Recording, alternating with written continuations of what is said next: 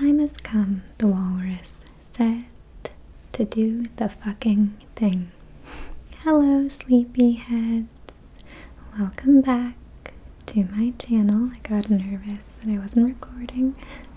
Welcome back to my channel. If you are new here, my name is Remy, and I make ASMR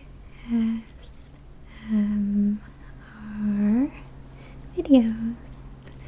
For today's video, I'm doing an entirely soft-spoken one, and I got a request from a long-time subscriber to do a longer soft-spoken one, and this one's destined to be longer, so I thought that would be a nice marriage, a nice opportunity to do soft-spoken. The only thing is that I do struggle with doing soft-spoken, so in order to accomplish this without burning myself out today, first of all, I'm going to be drinking a lot of tea while I tell this story, while I do this story time, and I'm also not going to stop if I have a creak in my voice, if I'm not able to get a word all the way out. I'm just going to push through, repeat myself, whatever I need to do, but I'm not going to worry too much about doing it perfectly, because I can see that leading to a lot of frustration. So yeah, this is going to be a more casual, soft-spoken video. I'm also going to have to not worry too much about background noise, especially mild or medium background noise, again, so I don't have to stop too much. Because sometimes when I get into a good flow with soft speaking, I'm able to carry on doing it for longer. But if I get frustrated, kind of like trying to drive a car out of mud or something, and I could just keep revving, I can burn myself out faster. You know, I love soft-spoken videos, and I wish I could do them more easily, because I do understand the desire for them, the demand for them, and I'm flattered, I'm really honored that I have, as well as an audience that likes both, but I have like a devoted audience of people who like my whispering and people who like my soft speaking. That's really nice. That feels good. So I definitely want to do it as much as I can and make everyone happy. So yes, it's time to get into the story of the cruddy month we've had here. We're not having a lot of fun in my house lately.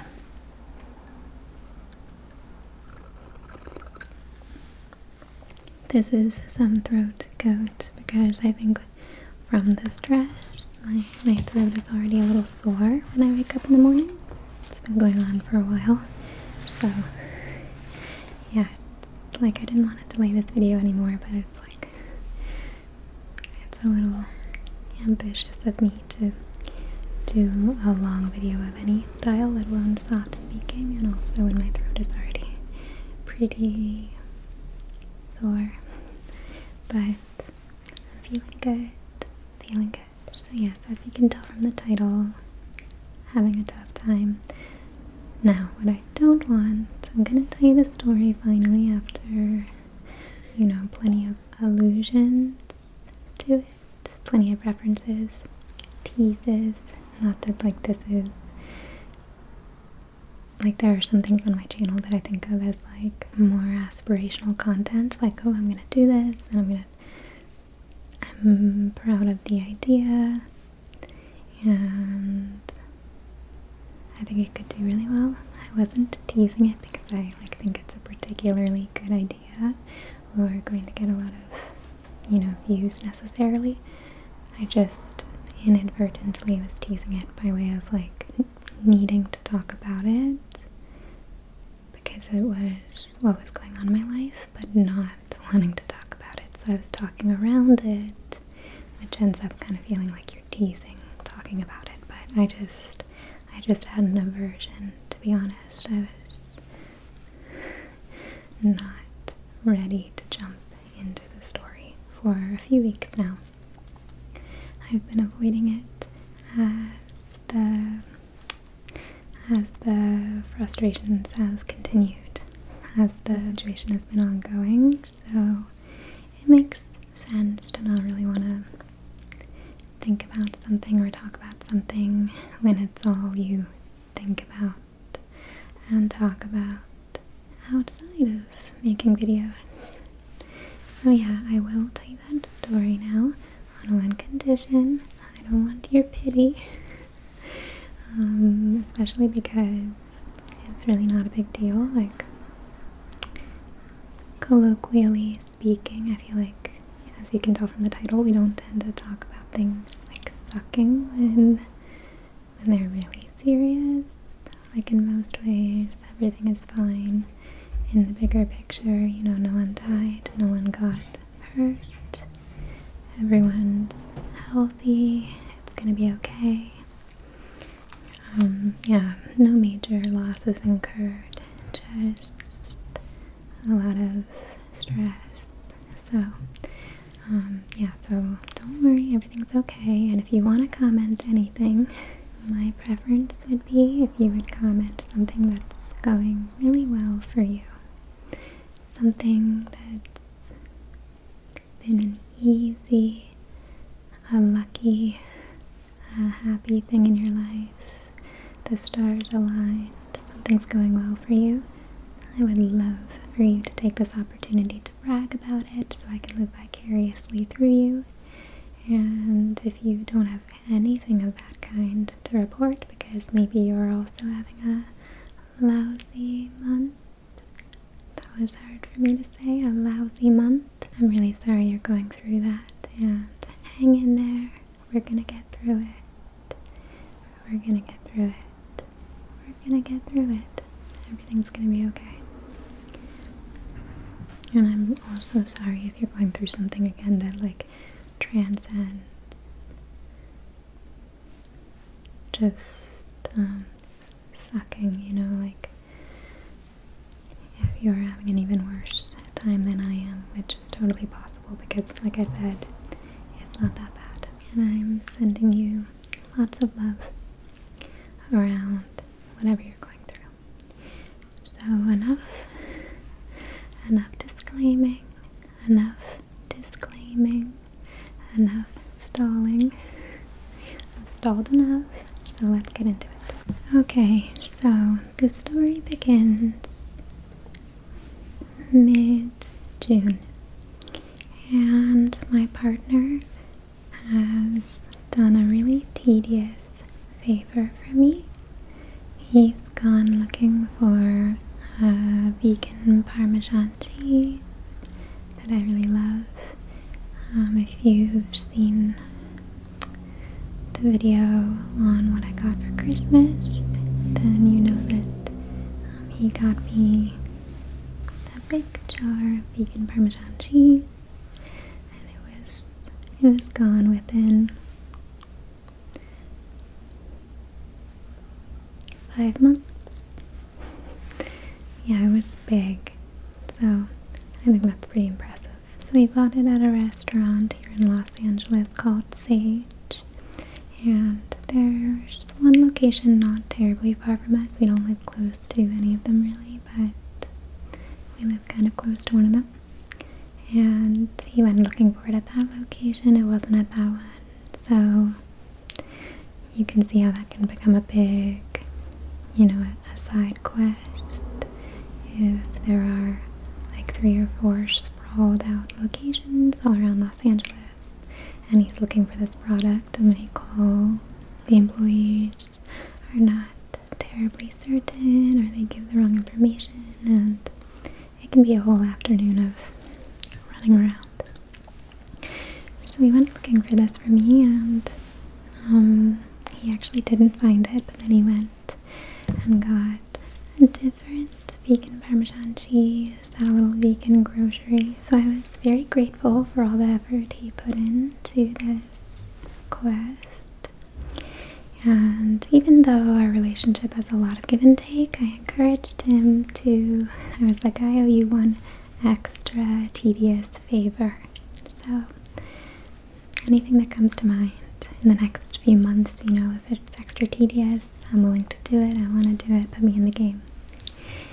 And he was ready immediately. He was like, well, you know, the thing that comes to mind for me is I don't have a passport and I have no idea how to go about getting one. He's going to be in a short film that shoots in Scotland in the fall, so he needs one for sure. And here in the United States, like, even as of a few years ago, I knew that it can take a while to get a passport because just someone close to me was in that process and complaining about it here in Los Angeles. So I knew well that it can be a whole thing, and even expedited passports can run weeks, even months behind. So I also know that I'm pretty good with reading instructions and researching things and aggregating the necessary documentation, credentials, whatever. Like, I'm pretty good at that stuff because I never underestimate, you know, a bureaucratic process and how complicated it can be. And I always read the fine print. My father worked in the U.S. government, so I'm pretty good at perusing, like in the close reading sense of the word. So yeah, I felt good about helping with that, and I made a promise. I was like, I promise I'm gonna help you with that. We'll figure it out. So I set about doing a lot of research and just reacquainting myself with the process. I've never gotten a passport without like an adult, like an older person's help. So I had some memories of what it entails, what it looks like, just memories of there being more particularities than you might assume, things like that.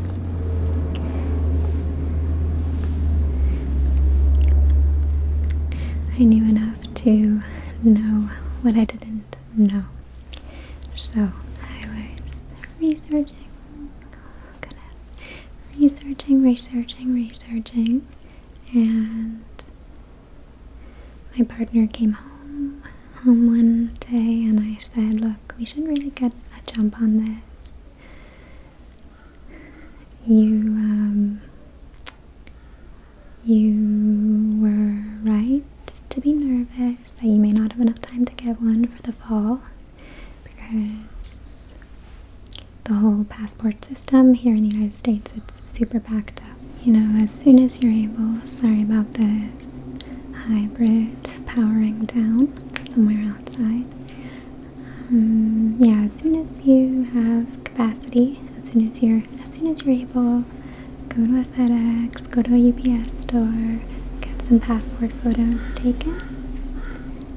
Because yes, you can do them yourself, but there are some requirements, and in terms of like cropping and paper even. So unless you have like a photo printer, whatever, I was like, save yourself the trouble, have someone who does this day in and day out just take your photo, and then you don't have to risk that something's wrong with it, you know?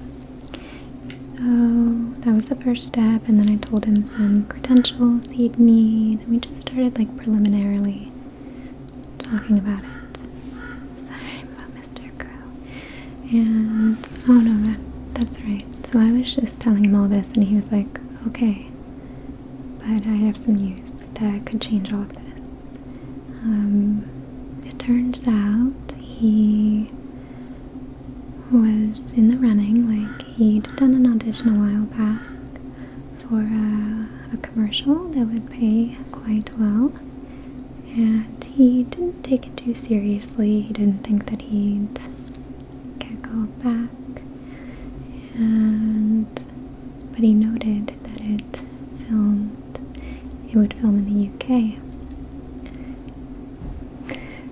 fairly soon, and he just said he had an active passport, a current passport, because, you know, he knew he was going to get one soon anyway, and that's just what he told his agent, because it's kind of a requirement, but then again, it's, you know, a real chore to get around to. But again, he'd never really been up for an international job, so he was like, it almost never pertains. So he was like, apparently I'm pretty far along in the audition process for this commercial. Sorry, this crow is driving me nuts. So he was like, apparently I'm pretty far along for this, in the running for this commercial. And is it possible? Sorry, I got up to play some distress calls, some crow distress calls out my window to encourage Mr. Crow et al. To move along for the time being.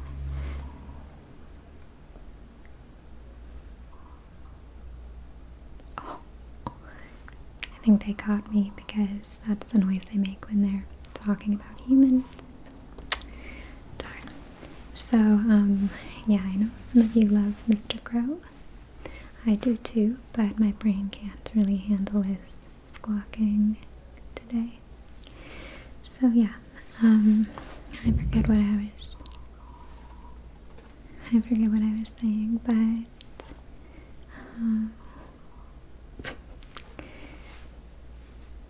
that's so funny. So he was like, I know based on what you said that this is a long shot, but this commercial is good money, and I would get flown out to the UK, and I'd be there, be put up in a hotel for 2 weeks with a per diem, and I'd make on top of that a lot of money, and it would change. I mean, we agreed, we were talking about it, we were like, this would change our lives in the short term dramatically, and you never know how those kind of windfalls, you know, how they shift things in the long term. It wasn't like that much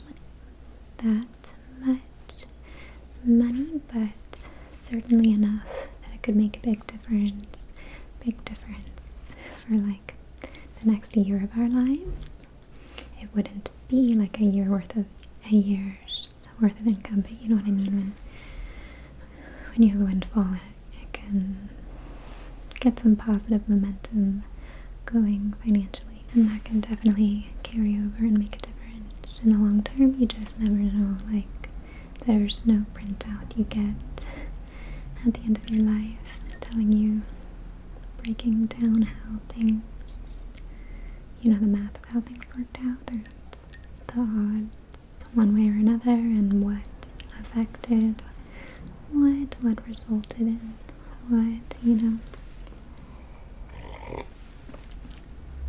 But yeah, we were like, this will change a lot, and you know, it'd be money for my partner. We're just like, I could go to the dentist, and you know, my partner was like, I could go to the dentist, I could get this project done that I've been working on, that's, you know, a creative project, and right now not an easy thing to which to allocate money, even though, you know, he really wants to do it. You know, you have to balance everything, and have good money sense. So, and then he could put a lot into savings. Oh, and he could get his car. His car was having some electronic issues that were like on the more expensive side to fix, but not super expensive, but just he'd been avoiding them just for a few weeks. He'd been putting it off, and he was like, I know you've been wanting me to do that. I could get that done, I could get this done, I could have money left over for my creative project, and I could have money left over to put into savings. So we were like, oh my gosh, that would change a lot. So he was like, can we do this? You know, like, don't want to put pressure on you, Remy, to, you know, your promise is not unfulfilled if you can't help me get a passport by, oh, yeah. So I was like, when do you need it by? When would you be leaving? And he was like, in 4 days. In 4 days. In 4 days. So, and he was like, and I need the passport sooner than that if possible, because I have to go to a callback at some point, the final callback, and I need to go with a passport in hand. They're already asking, you know, like, where's your passport? Can we have a photo of it? Because, you know, he'd made it that far and it was a requirement. So they were like, where's your passport? And he told them that it was at his parents' house and he just needed to go and get it. This crow is gonna just drive me nuts. So the story he'd told his agent to buy himself a little time was that his passport was at his parents' house and he just had to at some point drive out because, you know, they did not live close. He had to drive out and retrieve it. So yeah, so we were just thinking about, can we do this? And it's like really important to me to keep promises. I know the nature of the scope of the request had changed a lot just by being pushed up to a near impossible timeline, turnaround time, but I still really wanted to try, obviously not just because obviously I really wanted him to book that job, but also because, like I said, it's important to me to keep promises. And yeah, I like to make a valiant effort toward things like that. It's just a quality my mom modeled to me a lot, like tenacity, like you can do it, especially with seemingly impossible, tedious things. Like she had a lot of stamina when it came to things that other people just would not bother with because they're so annoying and so discouraging. I'm not that way, like in terms of athleticism. I'm a big baby. I'm totally chicken shit when it comes to some kinds of confrontations, but yeah, this is an area where I can get obsessive and, you know, you want me on your team. You want me on your team because I will not give up. So I was like, let's do this fucking thing. So I started doing research, and many of you probably know the ins and outs of passport application here in the United States. Maybe you've even had to deal with it recently, so you know how it's worse than ever. And there's a huge backlog, but this is all stuff I was acquainting myself with about a month ago. And so I learned that, I mean, as of a month ago, there were 1.2 million Americans in line, so to speak, for passports. And, you know, we didn't necessarily, like, we're not trying to cut people in line, but they do sometimes make special dispensations if you have, like, a travel emergency. And we were like, well, surely, like, we're not doing very well financially. Surely, like, being up for a job like this and, like, being, you know, standing to lose it if you can't get on a plane in a few days, that's gotta count as, you know, emergent or urgent travel. So we were calling and trying to make appointments because at this point in the United States, there was no chance in hell of just, like, obviously because of our timeline, mailing it in. You can't do it online. You can't even make an appointment online. And it's kind of dumb at this point to even try to go through an agency because all roads lead to Rome. And so if the government isn't giving out appointments and there's this backlog and, you know, they're understaffed and overwhelmed, then a lot of agencies that you're just paying to, like, go through that trouble for you and maybe to advocate for you with their professional know-how, but really you're paying them to just, like, do that work for you with, again, a little more knowledgeability. But, like, if it's impossible, it's impossible for them too. So we were getting a little stumped because we would call to make an appointment and we were told there were no appointments for the next few months in the United States. And again, we had to go in for an appointment because also he was like, I lost my passport, but I got it when I was a teenager, but I think I lost it in Mexico and I never filed, you know, I never reported a lost or stolen passport. And, you know, I don't even know if I got it as an adult or as a minor. I don't know if it would be expired by now because it's been missing all this time. He hasn't traveled since he was a teenager internationally.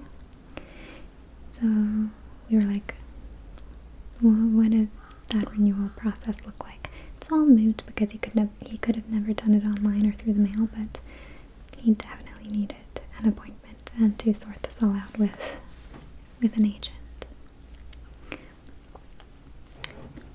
You know, a government, like a passport office agent. So we were calling and calling and calling. There were never any appointments available. But we did some like Reddit research and we formulated a plan to, like, call at 5 in the morning the next morning. And because we had also figured out from our many phone calls that sometimes people canceled and an appointment opened up. So the agent would say something like, there are no available appointments in the United States. And then within seconds, maybe we'd be, like, replying and they'd be like, wait, I'm seeing that an appointment has opened up in New York City at 3 p.m. tomorrow afternoon. And we'd say, oh, okay, let me think about it. Can we, like, get to New York if that's what we were considering? Like a red eye to New York and staying with a friend in New York just to make this appointment. Because at a certain point you have to be like, okay, I'm up for this amount of money and how much am I willing to spend just to, you know, maybe, oh god, this is stressing me out so much, just to maybe land that money, maybe get it. So we were in it to win it. But so we'd be like, okay, we'd be like talking to each other while one of us was on the phone, like being like, okay, can we do New York? You know, when you're repeating what the person says to try to, like, have two conversations at once. New York tomorrow at 3. can we do that? And then you'd hear in the receiver, and then you'd hear in your ear, I'm sorry, actually that appointment is gone. Like seconds. Because there must be agents all around the United States just looking at the same screen with desperate people on the line. Oh, that's what I was gonna say. So yeah, the passport backlog is so dire that I was stunned to learn what they consider an urgent travel situation and what they do not. Because again, like, you can get an appointment without, like, they do reserve, there are some extra appointments set aside for urgent travel, and boy was I wrong to think that just because it felt like a financial emergency to us doesn't mean that it makes the cut in their eyes. So things that they don't currently consider urgent travel situations: if you needed a medical procedure, like not just a cosmetic one, but like a legitimate medical procedure for your health somewhere else, doesn't count if you have someone who's dying, unless they're dying in a hospital. And someone will send you a note, and you get a note from their medical provider that they are dying, not even sick or injured, dying, like imminently dying, moribund. Then that doesn't count either, even if they are in palliative care, end-of-life care, hospice. That doesn't necessarily count, and again, you need a lot of documentation. So if they're choosing to live out their last few days or weeks or months at home, and you only have so much time to say your goodbyes, right now in the United States, it's not a given that you could get an appointment to get a passport to go and see them, which makes me really sad. Like, it was sobering because we really wanted to make this work, and we were gonna fight like hell to make it work, but all things considered, it sounds like a lot of people right now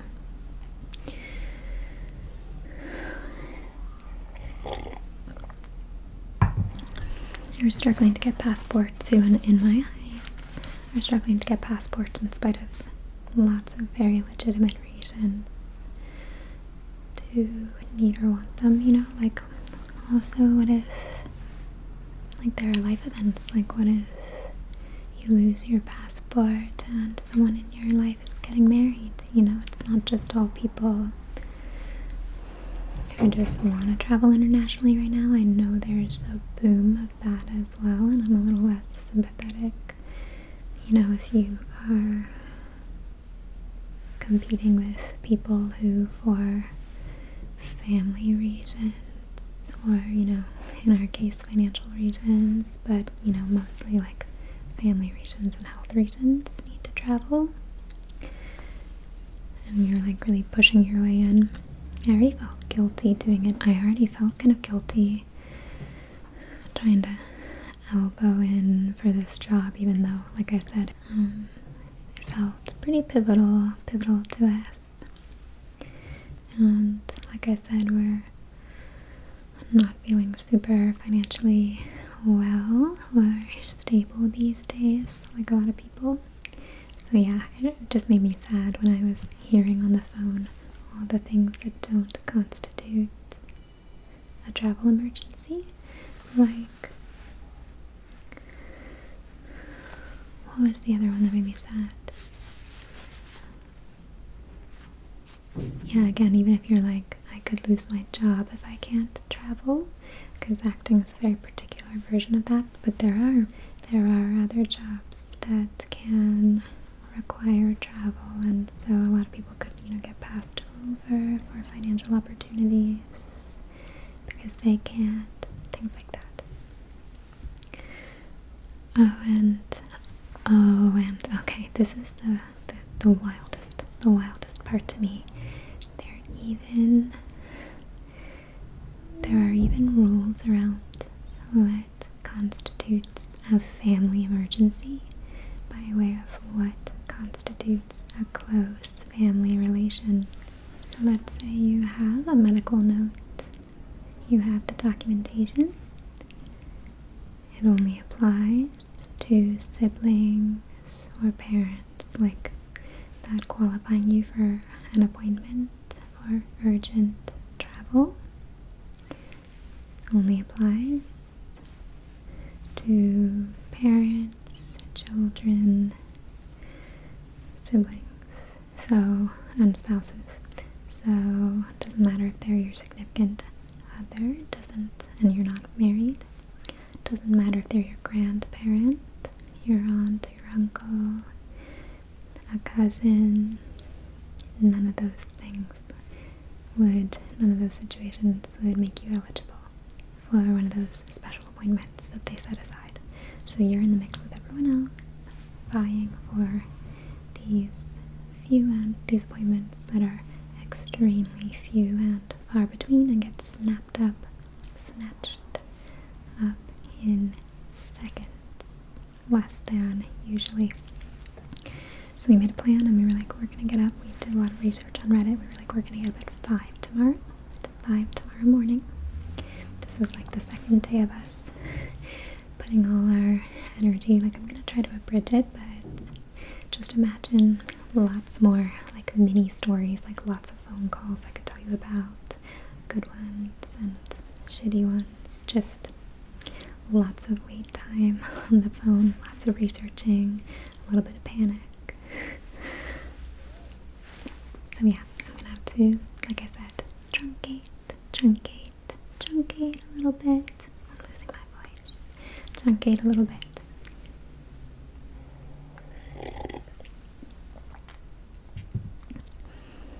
Just to get through it, because the amount of stress and all the little particulars of any given day in the last 4 weeks literally could be its own ramble. So much stress, just sardined in, just crammed in, just so little time. So just assume that that's the case anytime I like skip forward.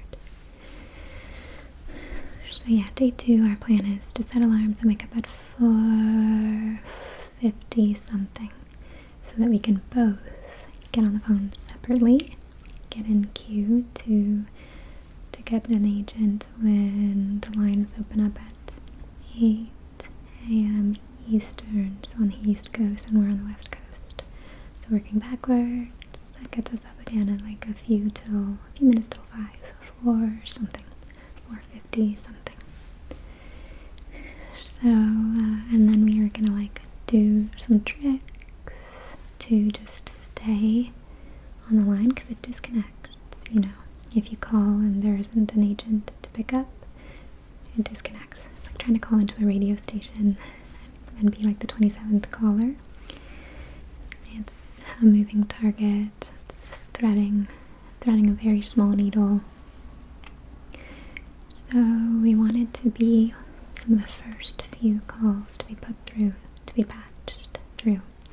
So we did these tricks to be like waiting, to keep replaying certain menus, certain parts of the automated menu tree, so that right when the clock struck 5/8 Eastern, we could click in and hopefully be some of the first few calls picked up that day. So it was 4 something and the alarm went off, and I like shot awake just because of how I am when I set my mind on something. I like shot awake in the bed and like picked up my phone and put in the number, and my partner was like, oh, it's time, and followed suit. But I must have looked kind of scary because I like sat up in the bed like a robot. And his call, I think, got disconnected or something, and he had to try again, and it was like very touch and go, but we were in line, and even like being like right there, we got put in a queue and we had to wait a few minutes. So that should tell you, it only gets worse from there. I had told him to like stall with the person on the phone because again, they're looking at a computer screen, something can open up and that can change everything, right? And we'd already discussed that we couldn't really afford, like we couldn't get to New York, but anywhere in California, say yes. The minute they offer it, we'll make it happen. Anywhere in California, Nevada, wherever we can go. Anywhere in this state or in a nearby state. Anywhere that we can physically drive in time, we're gonna go. So he got, I think, disconnected, something happened, but I was still on the phone. And my agent was like, I'm sorry miss, there are no available appointments within the United States for the next however many weeks. And I stalled, and I was like, okay, are you able to just like stay on the line until maybe one opens up, just long sentences. And she was like, miss, I am able to stay on this call for 1 minute, and that is it. And it's been a minute, so I'm gonna have to hang up now, and you're gonna have to just call again. And I was like, okay, thank you, I appreciate that. And as I was making my peace with our plan not having worked and us just having to probably spend the day calling, like I was saying my goodbyes, and she goes, wait, I see an appointment in San Diego tomorrow morning at 10:30 a.m. And I was like, we'll take it. Yes, we'll take it. And my partner was looking at me, and we were like, so we got that appointment, we wrote down a bunch of information, and yeah, we were just stunned because we were like one step closer, and we were like, oh my god, like we might actually be able to pull this off. We have an appointment. Like that's the hardest thing right now, is getting an appointment. And then there's a question of whether or not they can give you like a same-day passport at that appointment. But we were finally cooking with gas. We had an appointment. We felt so lucky, and we'd gotten it just the kind of old-fashioned, or like the typical way. We hadn't like lied or anything to like get one of those special appointments. So that felt better too, to be like showing up without any artifice and just being able to like earnestly make our case to someone, being like, please help us, but like not of because we were thinking about it at points. We were just so desperate. We were happy in the end that we just found a way through without resorting to subterfuge, without resorting to taking away one of those special appointments from someone who objectively obviously needed more, unless they were also being sneaky, which I think a lot of people are right now. I'll get to that in a moment, but I think a lot of people are desperate. I think a lot of people are pretty desperate to travel right now. I understand it's been a hard few years. I don't relate to that so much. That's just not where I am with it, with money and COVID.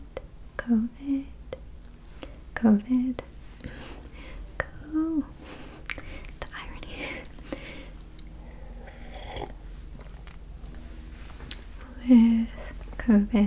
With COVID.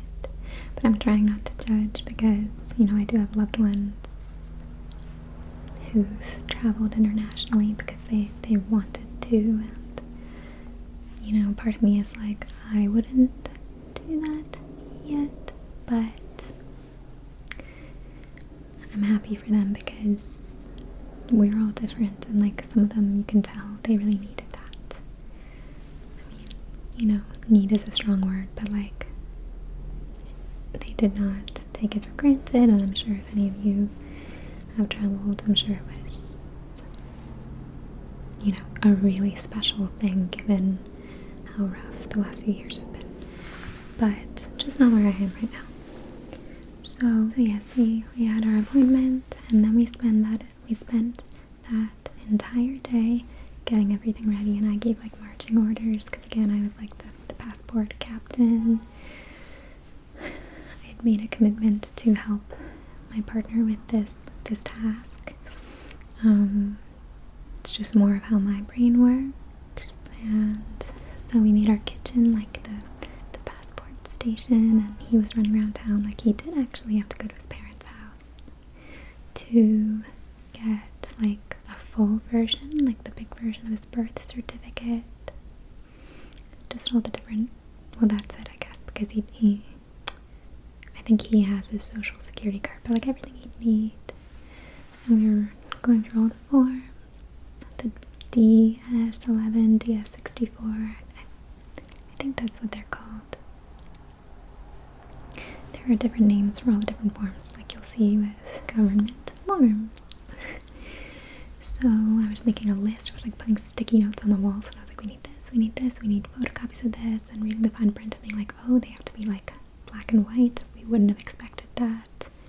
They can't be double-sided, the forms. Like, when we print them out, we wouldn't have expected that. You know, fill out this part, but don't fill out this part. Let's make backup copies. Let's, like, we started putting together like a dossier, or just like, you know, a folder with everything we needed to take with us. Extra photocopies of everything, like alternate versions of everything, so that we would not risk missing our window. We would be able to really take our shot, not get turned away over something silly.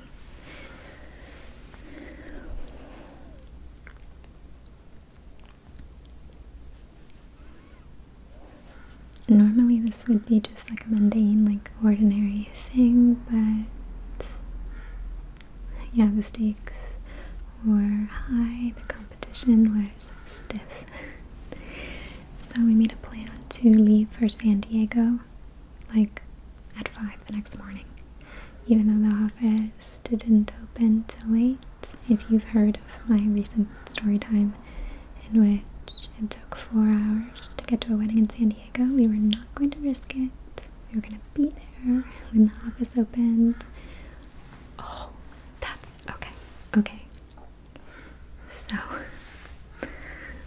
we had everything we needed. And then my partner's agent got in touch with him and was like, hey, I really need your passport.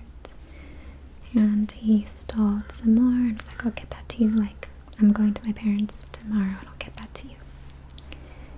But she was like, oh, okay, great. And you also have a callback tomorrow.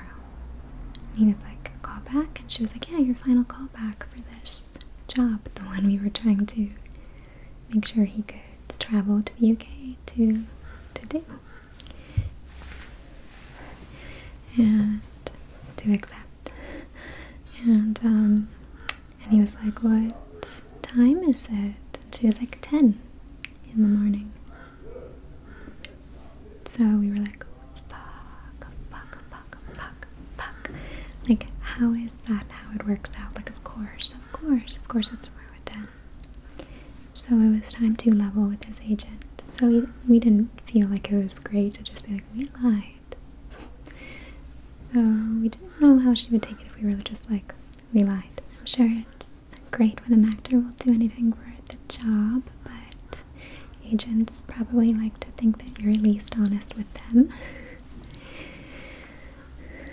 So he said that, you know, like, so we decided he would tell her that his parents thought they had his passport, but they didn't, you know, or like that there was a miscommunication, and to be like, uh-oh, agents, like, we have some bad news and we're working on it. We're gonna like go get him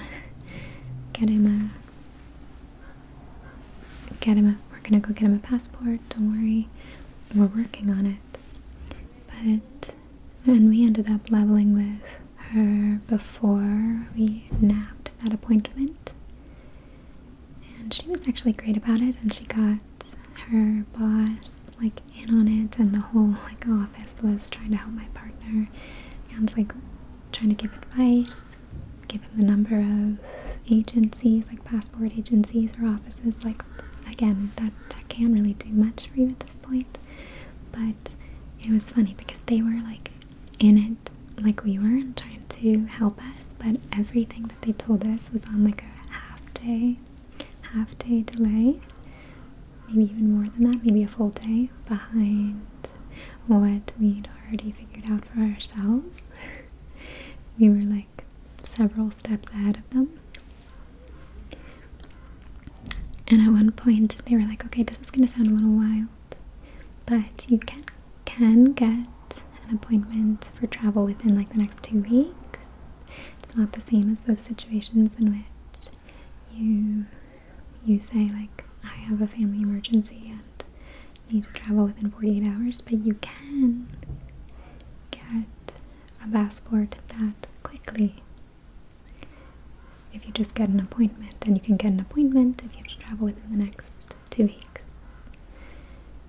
So you have to be able to prove that you're going to travel within the next 2 weeks. I forgot to say, as a requirement of getting one of these appointments,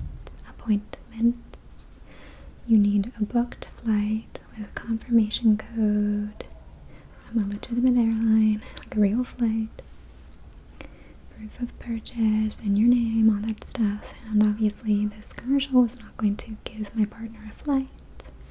They had not booked him yet. They had not yet offered him the job. So my partner's agent and my partner's agent's boss, they were all on like a 3-way call while I was like listening in. So it was essentially a four-way call, just like listening on his end, but they were on speakerphone a lot of the time. They represent me too, so they know me too. And they were like, this is gonna sound a little wacky, but what would you say to you booking a flight, a refundable flight, and it'll get you the appointment and you just have to remember to cancel in time to get your money back? Sounds kind of out there, but what do you think? And we were like, we actually already did that. So when we knew that we were going to try for an appointment, long before we knew whether it was possible to get one, we put on my credit card a flight to Costa Rica for that Friday. This was Tuesday or Wednesday, right? Because if he was going to leave for the UK on that Sunday, if he booked the job, then the office was closed on the weekend. We really needed to push that we needed a passport by end of week, and sooner, because everyone was waiting for him to prove that he had this passport. Oh my gosh, it was so stressful, just the confluence, all these stakes interlocking, and the timing of all of it. Such a moving target.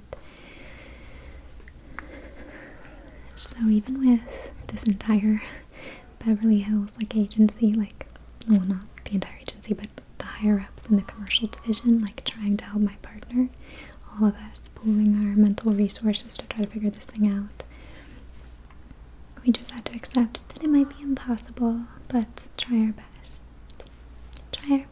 So we had no regrets.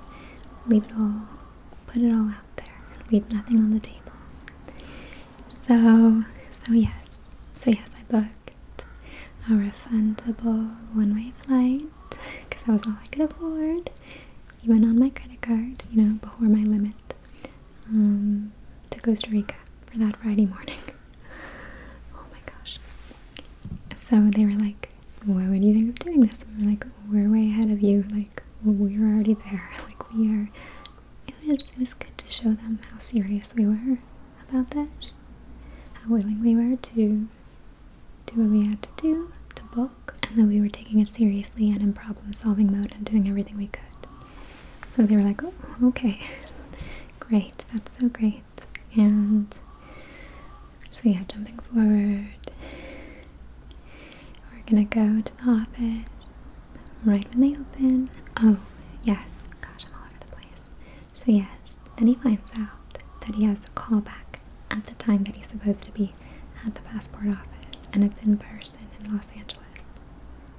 So he's telling his agent what's going on, and he's like, we got an appointment. It's possible possible, like this might work, we might pull this off. What do I do about this callback?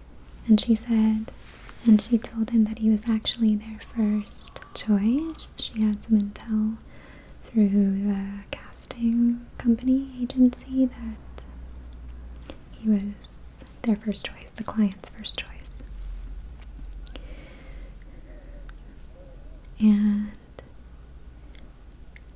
And so we needed to do everything we could, like it'd be worth it, because he had a pretty good shot, a decent shot, do everything he could to make it happen. And she was like, I'm going, because now we had her on our side, and she was like, I'm gonna tell them, like any savvy agent would. She was like, I'm just gonna say you're in demand, you're on set tomorrow, but you might get let out by a certain time, and how late can they wait? And they were like, well, he's our top choice, we'll wait basically all day. We'll see other people first, but can he get there by like 3 or 4? And we were doing all this math, and we were like, we have no idea how long the process will take at the office, even with an appointment.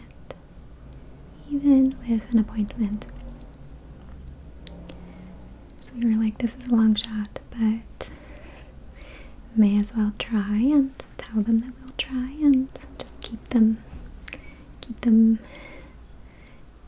the running, keep them on the line, on the hook, I guess. So we were like, okay, yeah, so we'll keep you updated, or our agent was going to keep them updated, the casting office updated, and she was like, they will want to see your passport at the final callback, at your final taping, at the final taping. So we were like, how are we gonna pull this off? So that's why we wanted to go so early, in case we could like show up and be like, we have an appointment at 10:30. Can they just see us sooner? Because sometimes they have cancellations, and it actually helps them to, keep things moving, right? That was our naive thought.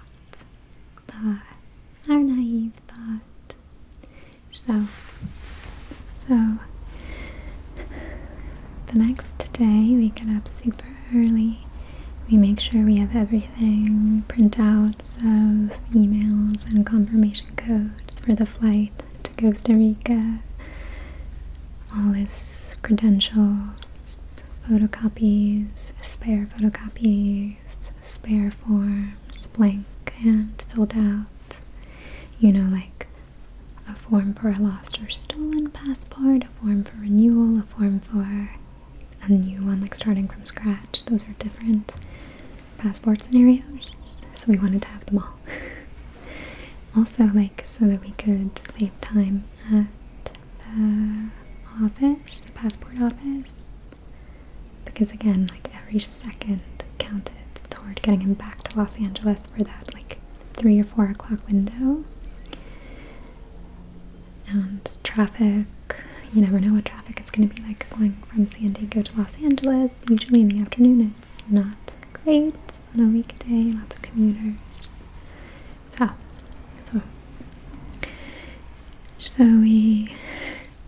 I'm skipping over some of the stories within the story, because it's been an hour and a half at this point in this story time. I knew it was going to be a longer one.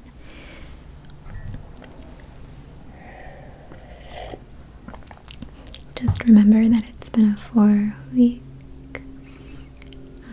saga, and this is day 2 or 3.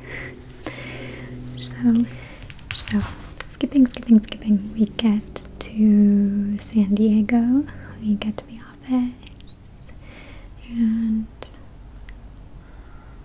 it hasn't even opened yet. And there are people trying to do the same thing we're doing, of course. There were a couple of women who really wanted to go to Cancun, and trying not to assume anything about why they, under what circumstances they're trying to go, but I will say they did not have an appointment and they were just trying to like haggle, like finagle one through the security guard. And just from what we had learned from like research, we were like, that's not gonna work. But even at 7 something in the morning, you could just feel the desperation. So that was like the first harbinger, the first telltale sign of that. And they were just like really trying to like chat him up. And in my mind, I was like, that feels really arrogant. But I have to remember that not everyone like has researched it necessarily, and a lot of people probably think it. Why would it be so difficult to get a passport, right? During like a travel boom, like I guess on one hand that makes sense, but on the other hand you would hope that it wouldn't be impossible, just impossible. So maybe they just didn't know and they were like, oh, well, we can't get an appointment online, which sucks. Like that in perpetuity, like there are no appointments available for the foreseeable future unless one like opens up for like a millisecond and you happen to grab it and have like the time and energy to create space for that to happen, you know, to show up to that opportunity. Like what if you were at work at like 5 in the morning, you know?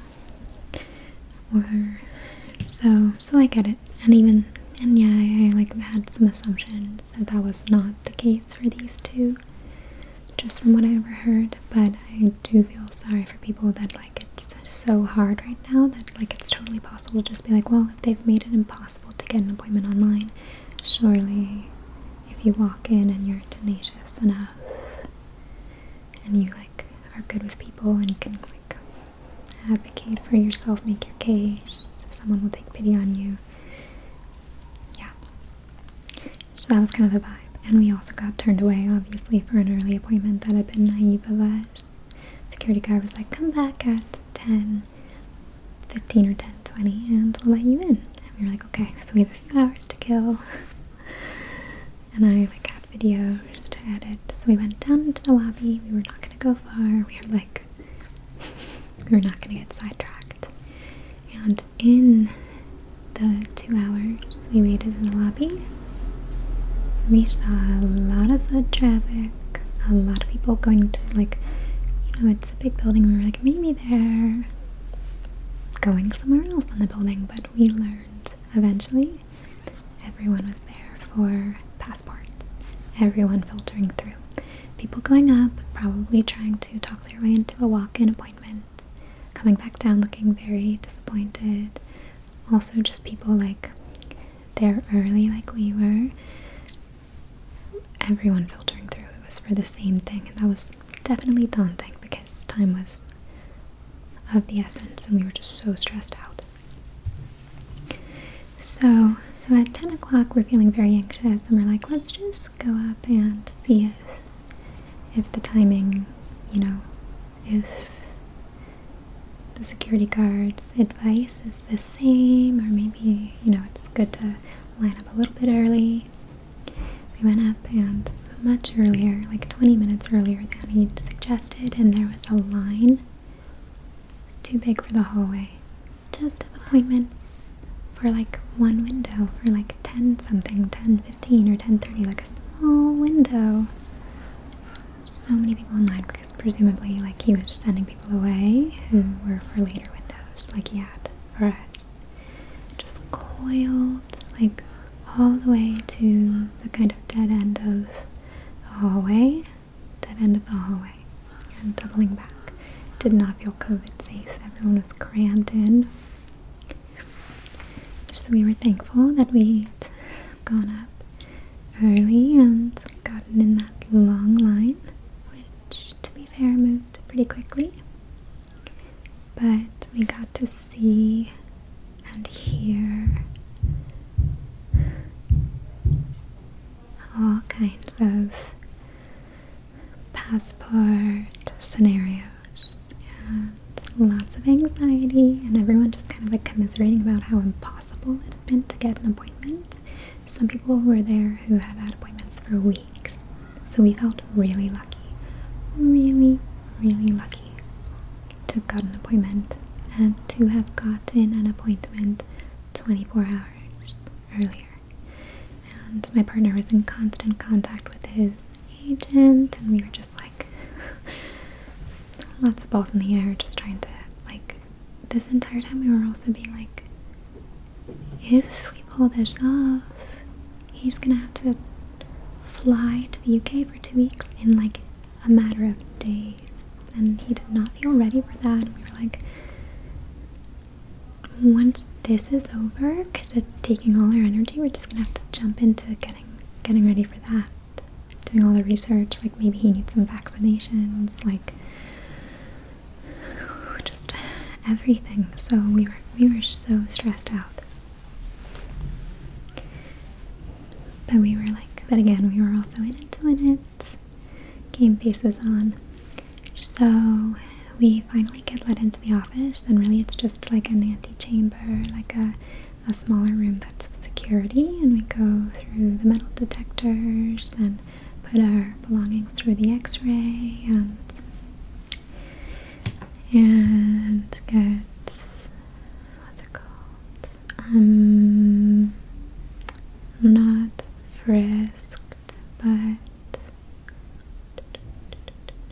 scanned? I don't know, I forget what it's called. And then we go into the next room, and holy shit, it's packed. So you go from one line to the line to go to the check-in window, or well, the security line, and then to the check-in window. And then you wait for your appointment. It was just like a DMV hidden inside, which I should have known, but you have no way to, like, you can't put your eyes on it until you're in there. So yeah, it was like 100 people in there, and we were one of the earlier appointments in the day. People in chairs just looking up at screens, waiting for their ticket, their number to get called, filling out forms, frantically filling out forms. We saw a baby that had gotten a passport, and there is nothing funnier than a baby passport photo. Like little, like really, like I feel like a lot of babies must look alike, right? So it was just like the funniest thing. So that was a little bit of levity, and it is interesting. Like I was interested. It's gratifying after you research and research and research something to actually get to it and get to like see what was true and what wasn't. I was just gonna hear crash course, because again, I'd never gotten a passport without the help of an older, without like adult guidance. So we finally get to the check-in window. We have all our stuff. She's doing her thing, and we're like, we do need this for like Friday morning, so we need to like leave here today. This was Thursday. We need to leave here today with a passport. Is that possible? Like, we were just being like sweet as pie, because these people are overworked, they're stressed out, and also like it really can come down to someone's willingness to help you out, you know, like a relational thing between you and the person from whom you're seeking assistance. So it's easy to get frustrated in situations like that, but I was telling my partner going into it, because he can get frustrated with like authority and things that feel really arbitrary, and he's like really polite, but I do think that can like come through pretty loudly and feel to other people like he's frustrated with them. And so I was like, we need to really just be nonplussed, just like lean into your desperation, your pitiability. Like, we don't have to beg, we have an appointment, but like lean into like, I'm confused, I don't know, what should I do? Like, you know, like in so few words, ask this person to help you out. It's not even manipulation, because like that was what was really going on for us. we were really like, what the fuck do we do? And I'm like, let's not be too proud to lead with that, to lead with vulnerability, because these are human beings, and I'm sure they get a lot of that, but they also get a lot of people just feeling entitled and being like, do it, and you have to do it. And so it can make a difference to lead with your heart, not your brain that might fairly be saying to you, like, this is ridiculous, this situation is ridiculous, you know, there needs to be more funding for this, blah blah blah blah blah blah blah. This is unacceptable, that this is the way it is, this is so unfair, you know, like, we can all get those thoughts, and we definitely spotted people throughout the day very much in those feelings. So we did a good job, I think, just being like very appreciative of anyone who helped us. Not, this makes us sound like sycophants, but just like knowing that we were making a big ask, that everything online said that what we were trying to pull off was borderline impossible. But we were hopeful because there were other people there. The San Diego office is a lot more chill, we'd read, than the Los Angeles office. And they have a little more capacity to do things currently, like same day. It was really good luck that we got a San Diego appointment. In some ways it was terrible luck.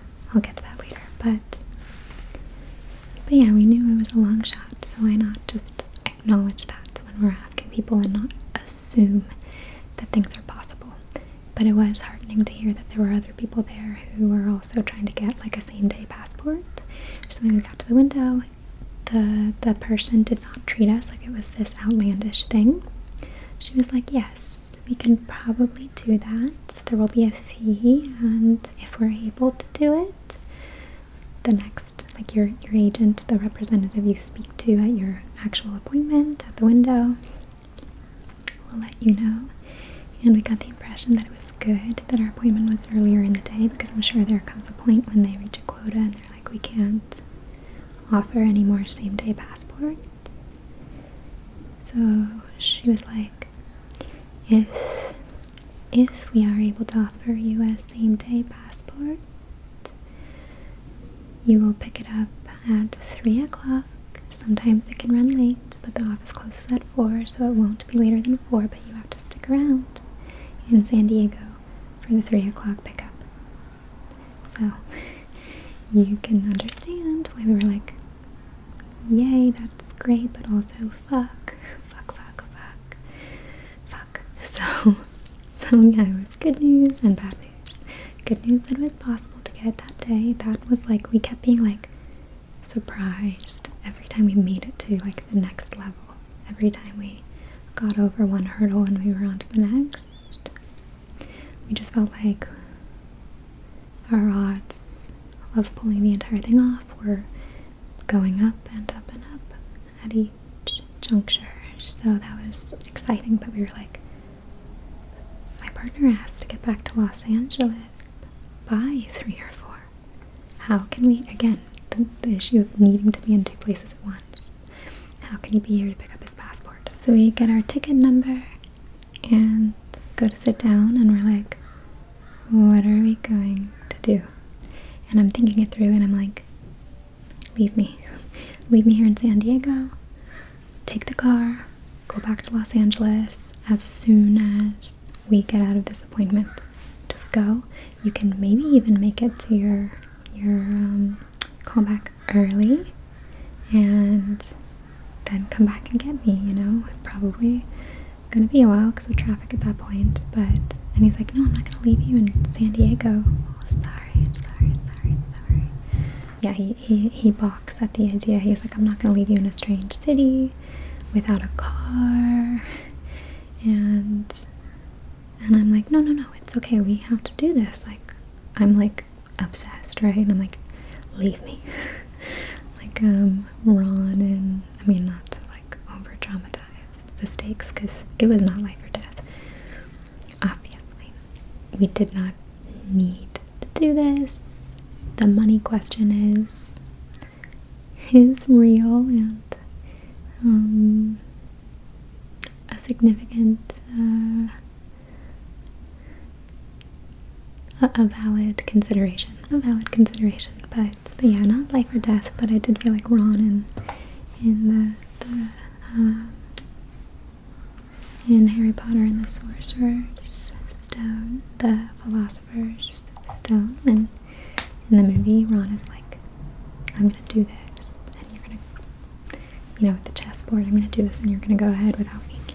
And he was like, but you're gonna be here, like, after nightfall, like, maybe until late, because I have to walk in with that passport, or at least, like, a photo of it. I have to walk in with a passport. So for this to work, you're gonna have to, like, send me at least a picture of it, proving that I have it, and buying us a little more time.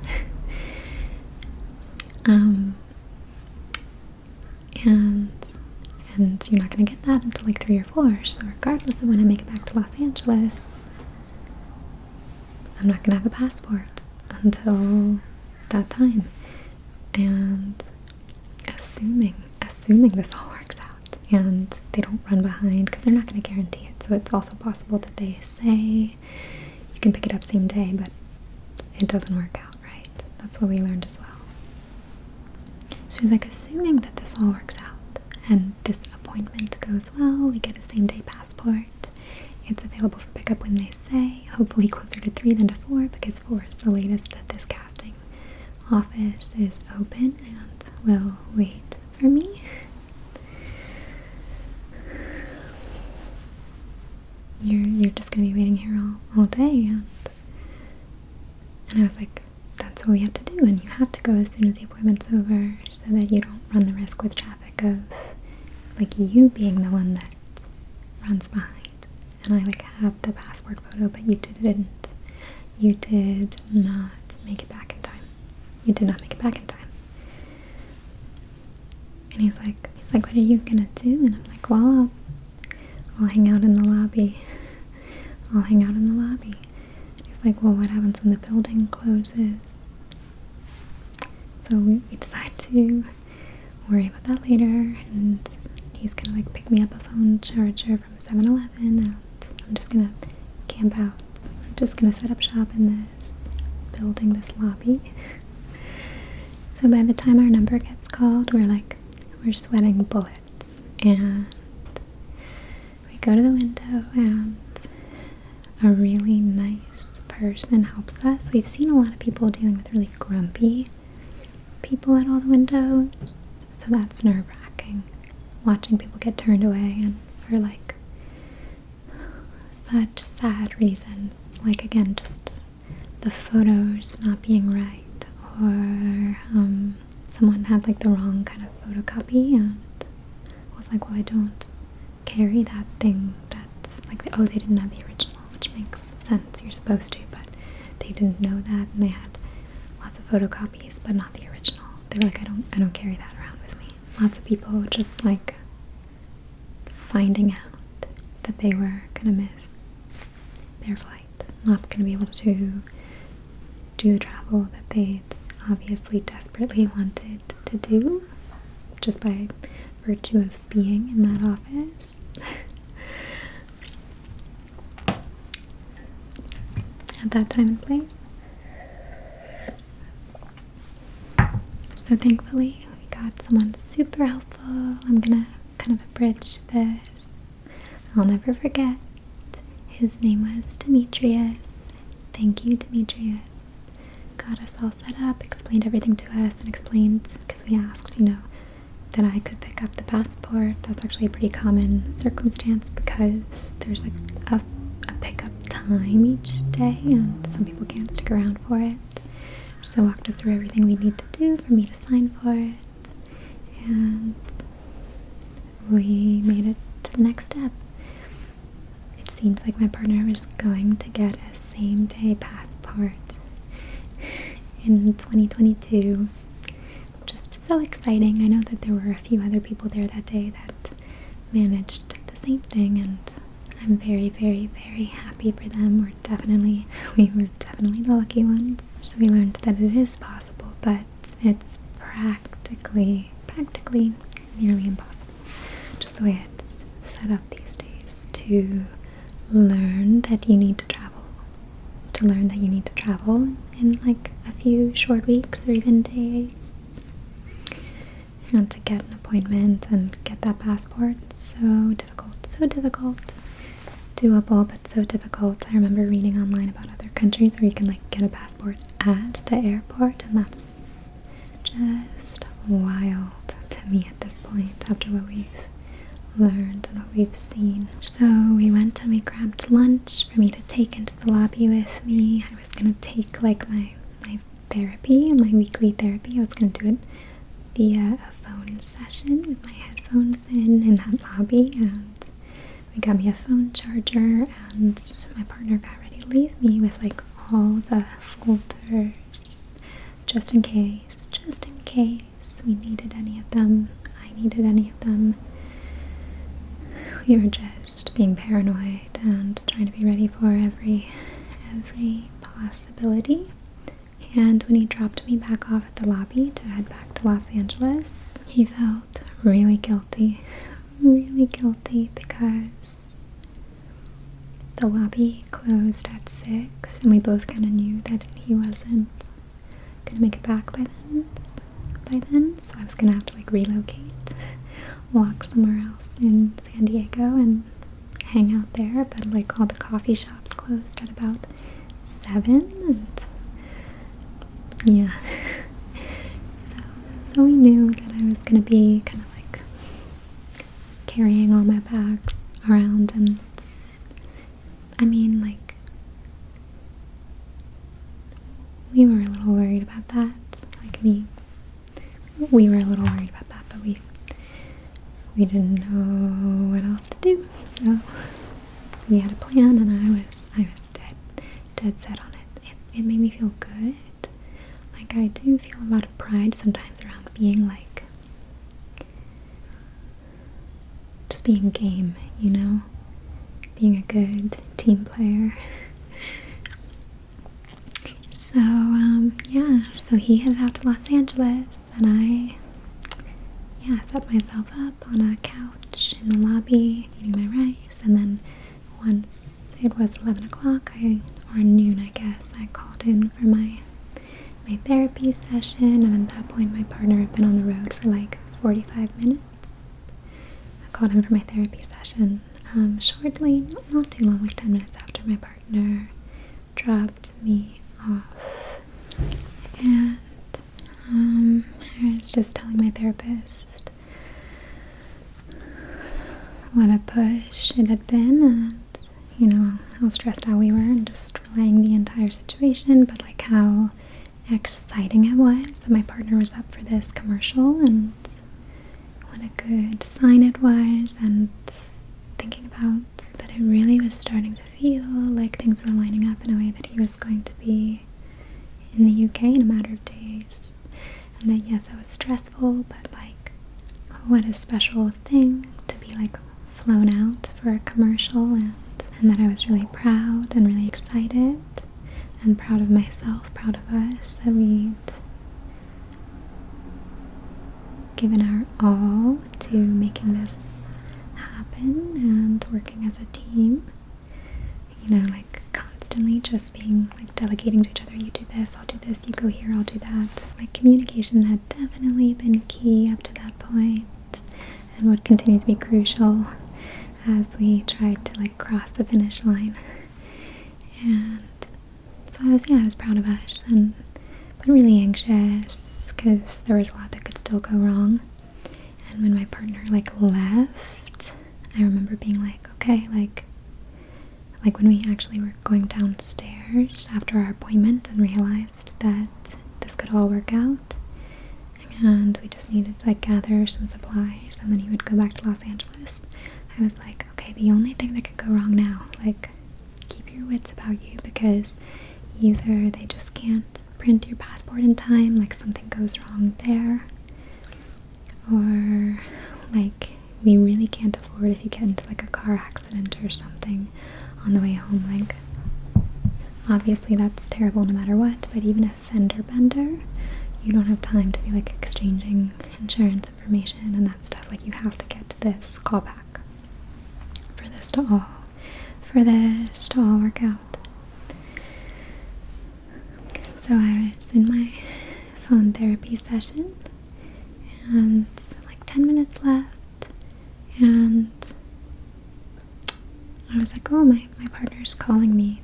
That's okay. Like, it's probably he's forgetting the timing and that I'm in therapy still, and we're probably just like, he's probably just checking in because we have so much going on, seeing how I'm doing, because he felt so guilty leaving me here. And then I look at my text messages, and I text my partner while I'm on the phone call, and I'm like, hey, just a reminder, like, I'm still in therapy. And he texts back and says, Bubs died. That's what he calls his car, his hybrid. He said Bubs died. His car died on the highway, just stopped working. He had just gone to a gas station in a really like good move of staying on top of things. He'd gone and like he'd pulled off after like I guess 30 or 45 minutes of driving, filled his tank, got back on the highway. So it wasn't a gas issue. His engine, his battery or his engine or something just died.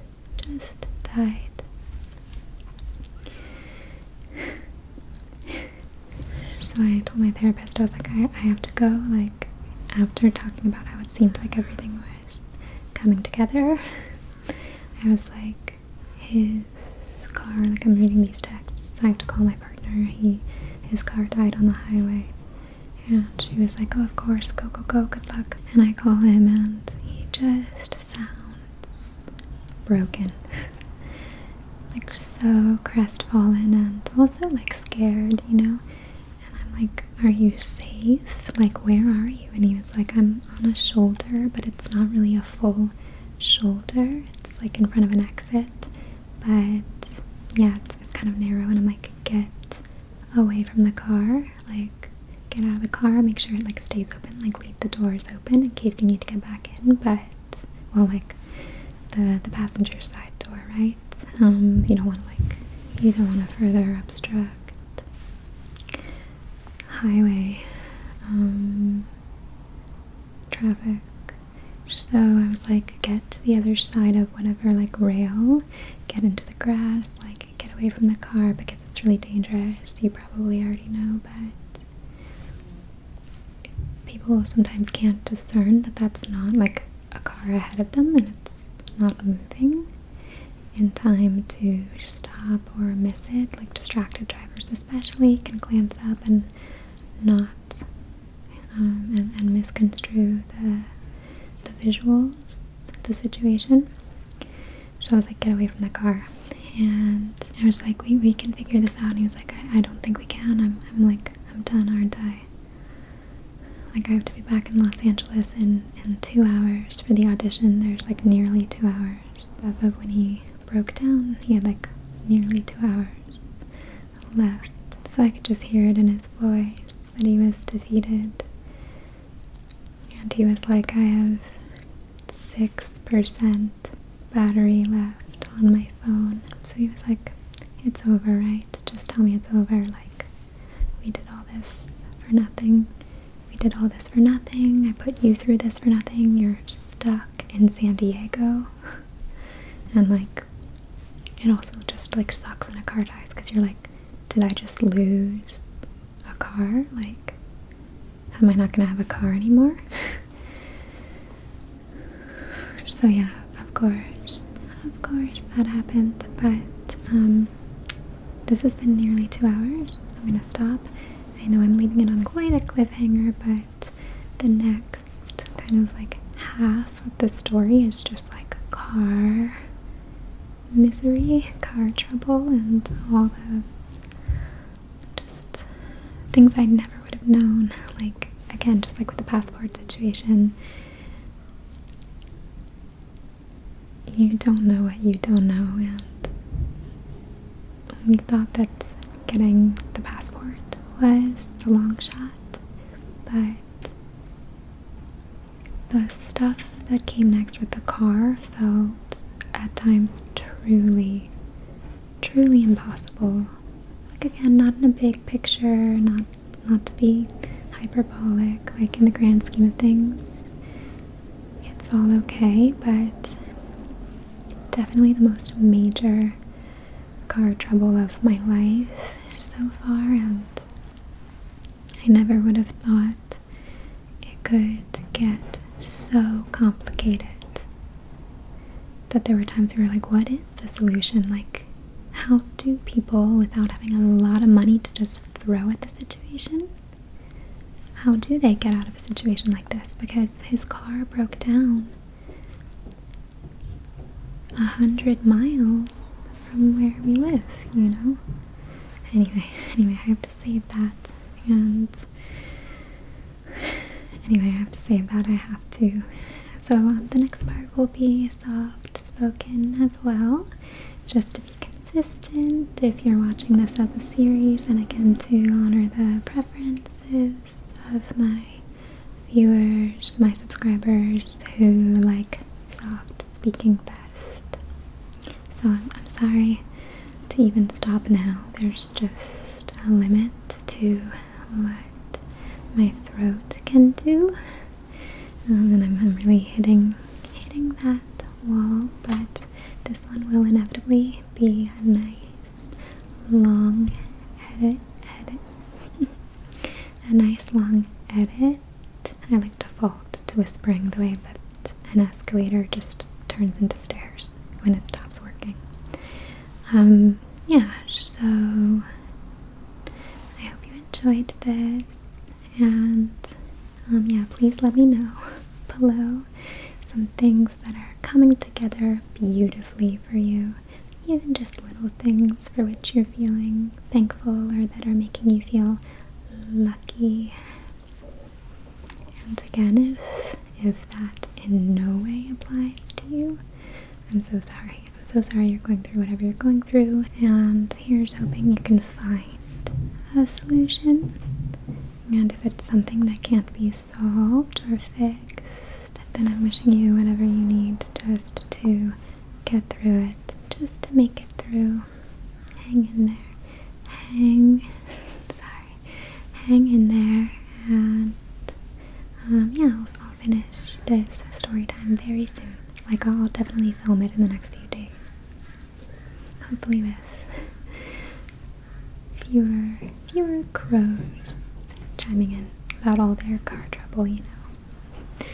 So thank you so much. Sorry, I'm a little fried, so if this seems half-hearted, it's not. I'm very much emotionally invested. I'm just like hitting a wall physically. So, but I really mean it. Thank you so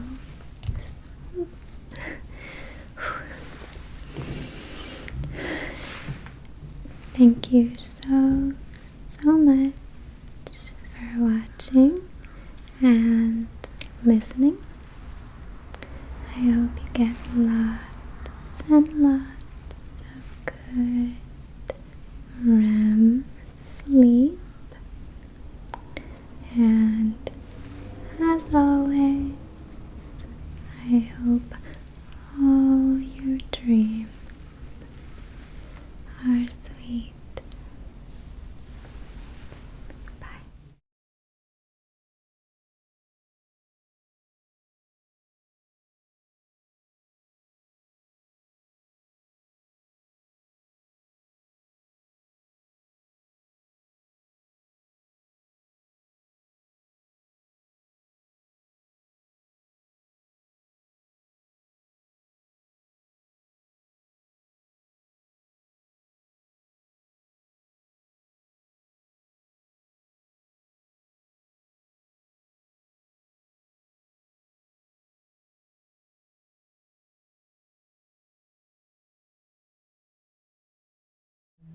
By the way, we learned also, that's what I was going to say, that we just needed to get an appointment the old-fashioned way because,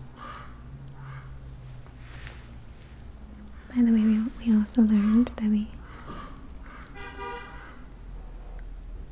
God, please stop. because I am really sensitive. My auditory processing is really sensitive, so this crow is like, it's driving me up